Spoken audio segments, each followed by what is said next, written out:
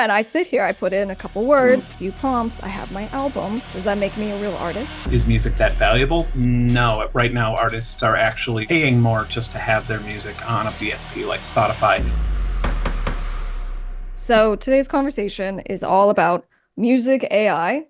Where I want to start is just this idea that music is becoming or is valueless. Okay, so we've had a number of big content creators kind of talking about this, including Rick Beato, and he, amongst others, have basically taken the position music is valueless. Artists don't value their music in how it's kind of just put out there, right? There's no quality control. Now, yes, this does get into the music AI thing of like, is music AI now that the work that it takes to create music is basically nothing. You put in prompts and you have finished songs. So what I would like to just start with by saying is, Mike, do you think music is valueless today? Absolutely not. But is technology trying to take it that way, knowingly or unknowingly? Yes.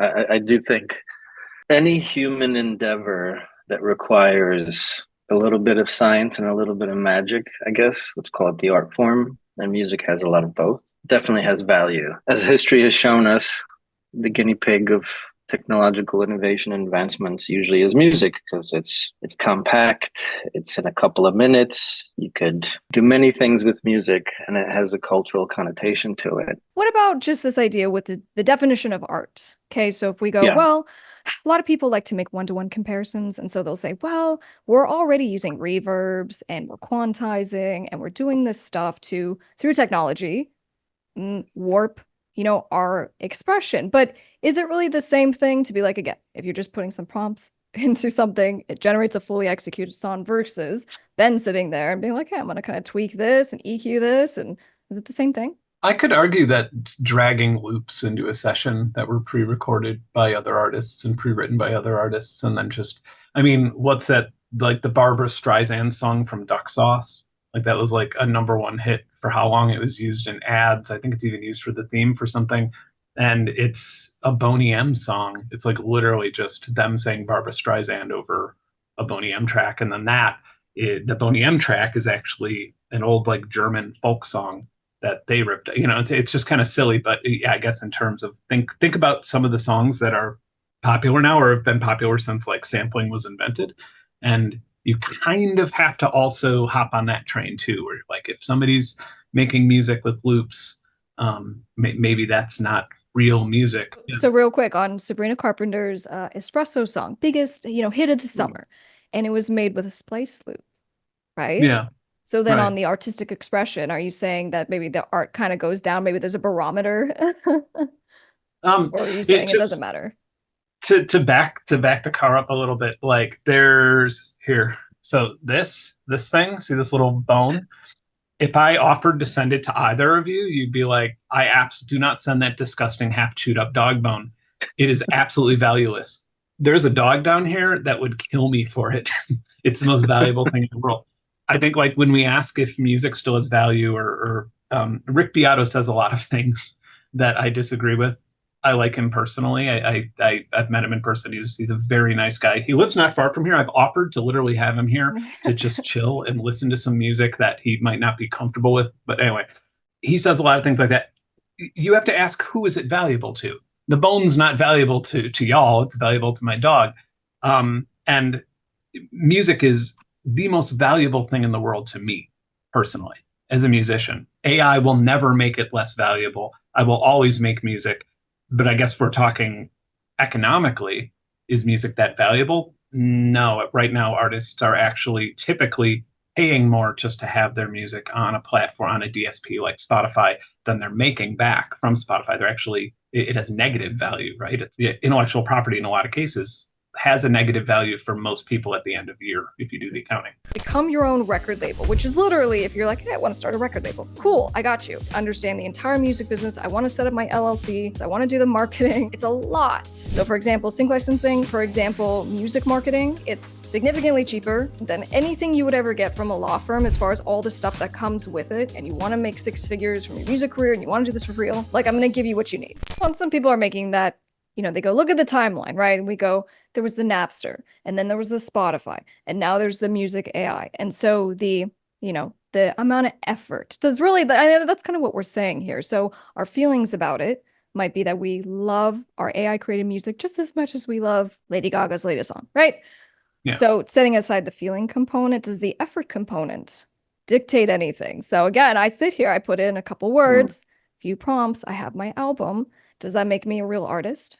A few years ago, I asked a friend of mine because we were just talking about Jacob Collier and like where he fits into, that sort of like he's almost like more of a showman. It's such a terrible thing to say that he's more of a showman. He's an incredible musician, but he's such a huge showman, and it's almost like the magic of him performing is what draws people more so than listening to his songs and tying them to like a nostalgic part of your life like we do with other songs. And it made me think, hypothetical question, if you went to a Jacob Collier show and it blew your mind, the things he was doing was just incredible. It was absolutely amazing.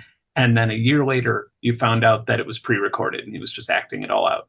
How mad would you be? Like, you still had a great time. So it's just, I guess not to get too abstract, but Mike has a thought. Yeah, I mean, it's interesting, right?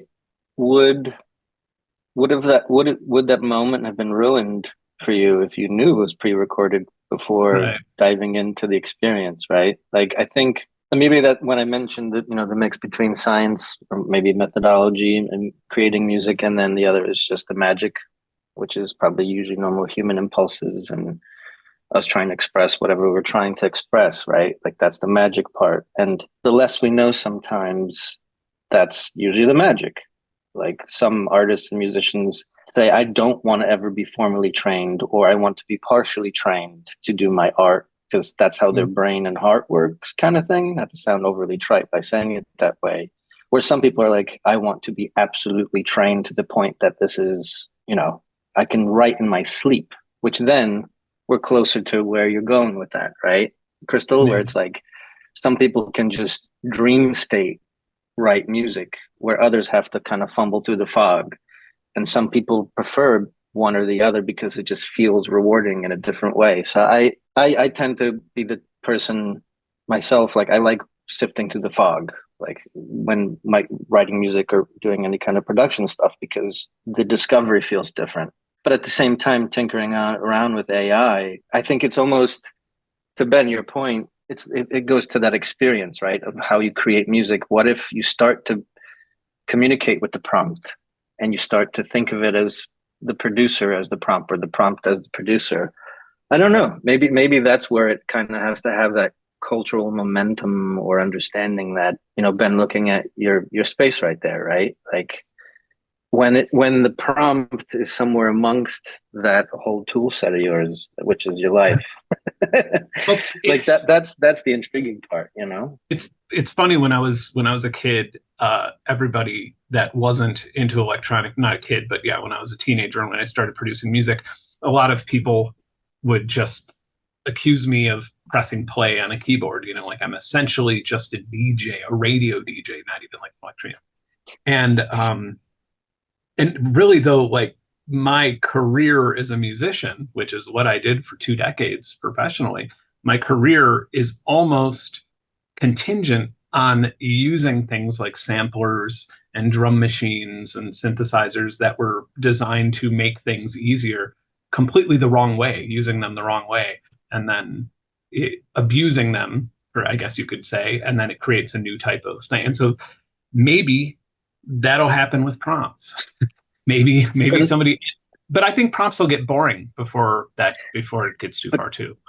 But I think it's that what you just described, right? Like, what certain samplers or instruments decades ago were initially intended and built for ended up not being what it was built for, or rather what it wasn't what it was used for, and created some kind of scene or musical, movement or sound. And then on top of that, the way the economics of music work, right? It's really hard to make money. Then that also forces the mechanism of being like, fuck it. Like, how am I need to just make music for music's sake. There's a saturation issue, right? So we go, the point of entry has totally changed more and more and more. Now everyone can be a musician, right? Or an artist or a producer or whatever. But going back to something you said, you go, this thing about discovery. So in marketing, right? We think about human psychology. And we go, how do we get people to fall in love with our artists so we can market them and blow them up? And some of the best marketers, music marketers, will tell you, we want to make a fan feel like they found you. Because when they find you and they're like, oh my gosh, I'm listening to Ben Jordan's new, Flashbulb release, and I discovered that. I had to look up his name and find him, and then I found him on Instagram, and now I know a little bit about him. So the human element of knowing all those things around it, because we also have not just AI generated, music, but we have tech companies that are developing AI generated artists, right? They're creating brands, and you even know that you're following someone who's not. Yeah, that makes sense. Well, that's why I always play the guitar in public bathrooms, hoping someone will feel like they've discovered my new music.